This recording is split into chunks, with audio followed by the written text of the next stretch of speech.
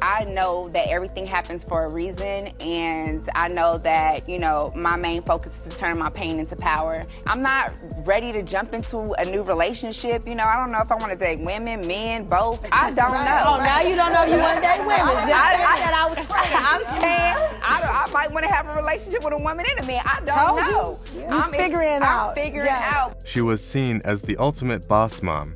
Brooke Bailey wasn't just a reality star from Basketball Wives. She was a brand. You'd see her posing with designer handbags, sharing polished photos overlaid with motivational quotes, especially one she used often. "My daughter is my legacy." To the public, she looked like a grieving mother who had turned her sorrow into strength. No one questioned it. Why would they? She was the perfect picture of heartbreak mixed with hustle. But everything changed in a courtroom that felt more like a dramatic season finale than a real trial. Behind the polished image was something darker, something many missed until it was too late. It all started with the tragic passing of 25-year-old Kayla Bailey. She was young, beautiful, and filled with potential. One moment, she was sharing joyful pictures from an event. Healing looks like therapy every week. Healing looks like giving myself grace when I need to, and also, you know, making sure that I continue to live my life the way that I know that my daughter would. The next, she was gone, killed in a late-night car accident. Her timeline, once filled with laughter and light, was now filled with black and white tribute posts and candle emojis. In a video filled with tears, Brooke whispered, "She was my heart." Fans were devastated. Her messages about grief, loss, and recovery went viral. Celebrities reposted her words. Support poured in from all directions. Brooke launched a foundation shortly after, one that offered support to mothers coping with loss. She led grief retreats and started selling self-help products. Her live streams were filled with emotion, often filmed through tears, while she promoted clothing and accessories related to healing. Everything seemed authentic at first, but grief, especially on the internet, isn't always honest. Only a few days after Kayla's death, questions started to surface. The SUV Kayla had been driving was found to have expired plates, no insurance, and an address that didn't exist. It was registered under a Nevada-based business connected to Brooke's media company. One tribute post raised eyebrows. I have been hearing her on the phone, listening to her conversations, and one thing that she said about you is that she's sick of hearing your voice. Her voice? Yes. And she also said no one's interested in you and Christians getting married. Oh, she sent your nudes, and with your vagina and your breasts out. What the? She absolutely hates Evelyn and Shawnee. Literally said the word hate out of her mouth. In a photo Brooke shared, an odd reflection in the car window caught people's attention. It appeared to show Brooke's signature bracelet, something she was wearing in another picture. People began to wonder, was it grief or a staged story? Then came the bombshell. Mia, a woman who had worked with Brooke, came forward. She said she was hired to handle Brooke's online legacy. But her tasks weren't what you'd expect, Mia claimed. She had to change old posts, write fake emails, and delete anything that didn't match the story Brooke wanted to tell. "I heard her say once, if something happens, I don't want people crying, I want them clicking." Mia shared. That single sentence echoed through social media. People started to dig deeper, and what they found was disturbing. Just 72 hours after Kayla's death, Brooke had already launched a media campaign selling grief-related merchandise, announcing interviews, and posting donation links. Prosecutors would later find a folder on her laptop labeled Crisis Plan 1. Inside were scripts, marketing ideas, and detailed strategies about how to handle Kayla's death long before it even happened. One document was titled, "Advance Redemption. If Kayla Dies." It outlined steps to rebuild Brooke's image by centering her daughter's death in a redemption story. As the investigation went on, more painful truths came to light. Records showed that the car Kayla drove had a known issue with its brakes. The company sent a recall notice, which Brooke received and signed for, but she chose not to act. When Kayla asked about it, Brooke allegedly told her, "We can't afford to take that car off the road." Public image matters. The accident that killed Kayla wasn't just a random tragedy, it was the result of several dangerous decisions. More uncomfortable details followed. Several influencers who had posted about Kayla admitted they were paid. Caption drafts surfaced, along with Venmo screenshots for sponsored mourning. One said, "Even though I didn't know her, Kayla's light touched us all." Invoices showed payment for those exact words. Brooke wasn't just grieving, she was managing a business. It got worse. Someone leaked plans for a new podcast Brooke had reportedly pitched while in jail. The title, Life After Legacy. At first, Brooke held herself together in court. She entered the courtroom wearing a black veil, sunglasses, and heels. She acted like she was filming another season of her show. But when a journal belonging to Kayla was read aloud, everything changed.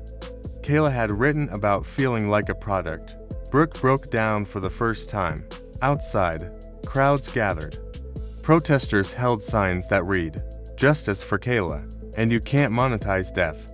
Social media lit up with commentary, reaction videos, and theories. It felt like the world was watching a live event unravel in real time. And then, during a crucial hearing, something unexpected happened. Mo, a former friend and associate, stepped into the courtroom carrying a flash drive. She didn't look at Brooke. She walked straight to the prosecution and handed it over. What was on that drive sent chills through the courtroom. More than 40 audio recordings, dozens of emails, and calendar entries were presented. Titles included things like Launch Sadness, Grief Campaign Week, and Kayla Optics Prep. Brooke had recorded herself practicing how to cry on camera. The same phrase was repeated again and again. "My daughter was my everything." Each time, the same pause, the same music, the same fake tear. In another recording, Brooke said, "She needs to understand. Being my daughter is not just family, it's part of the brand." The room shifted. Some turned away.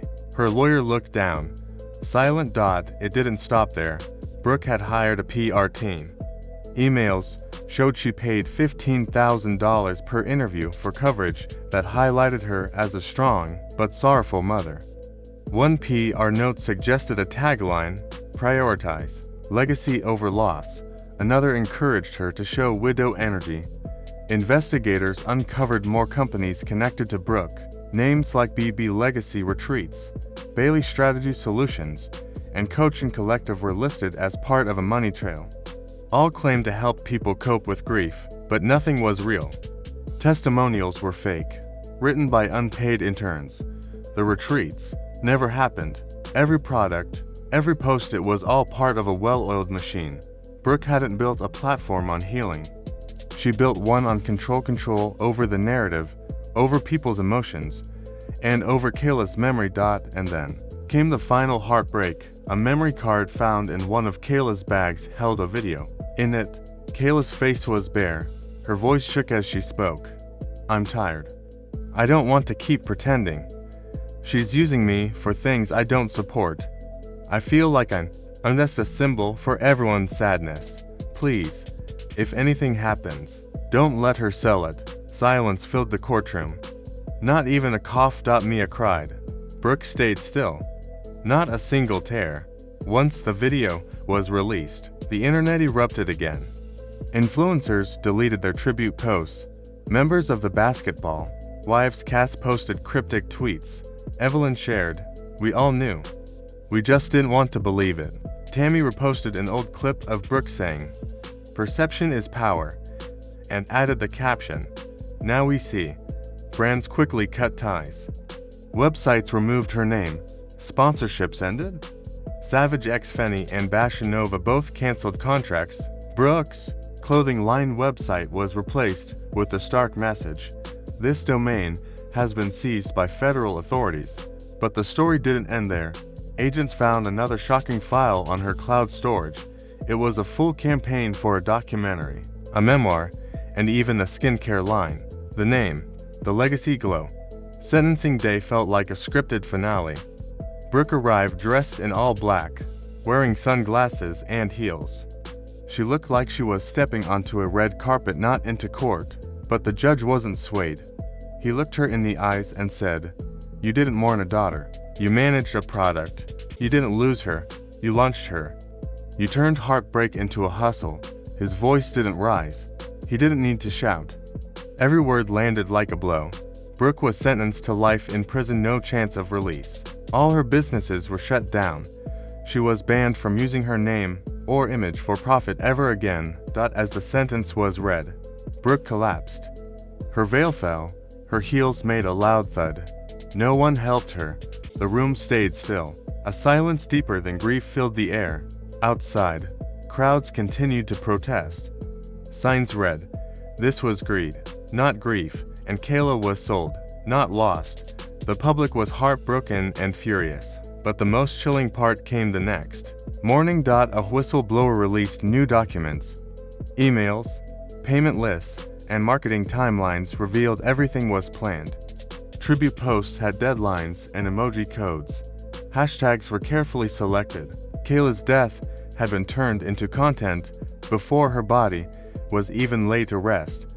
Leaked proposals showed plans for a reality series on surviving loss, a skincare line promising to glow through grief, and a children's book about strength written by someone else but branded under Brooke's name. The reaction was swift. For major sponsors pulled out of partnerships. 3 networks paused influencer-based shows. Congress introduced a bill, the Kayla Bailey Act, aimed at protecting minors from being exploited online. In the end, Brooke never spoke again. No interviews, no statements, nothing. But Kayla's voice, once used to sell pain, became louder after her passing. "I was never allowed to be more than her plot point," she had once written. And now, no filter could hide the truth. Brooke Bailey's story became a cautionary tale, not just about a mother who went too far, but about an entire system that rewarded performance over real emotion. In the end, Kayla wasn't just remembered, she was finally heard. And that was something no brand could erase. This story wasn't just about Brooke Bailey, it was about what happens when image matters more than truth.